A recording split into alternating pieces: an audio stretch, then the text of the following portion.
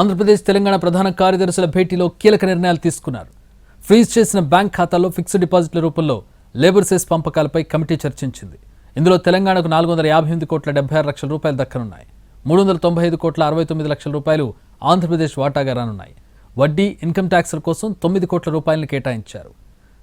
Reconciliation తర్వాత మిగిలిన మొత్తం ఇరు రాష్ట్రాల మధ్య పంపకం జరగనుంది. ఇక 2014 మేలో మద్యంపై వసూలైన సుంకంపైన చర్చ జరిగింది. తెలంగాణకు చెల్లించాల్సిన మొత్తం ఇప్పటికే సర్దుబాటు అయినట్టు కమిటీ తెలిపింది. జనాభా నిష్పత్తిలో సర్దుబాటు చేసినట్టు వివరించింది. ఇరు రాష్ట్రాలకు సంబంధించిన ఇతర అంశాలపైన సీఎస్ల భేటీలో చర్చ జరిగింది.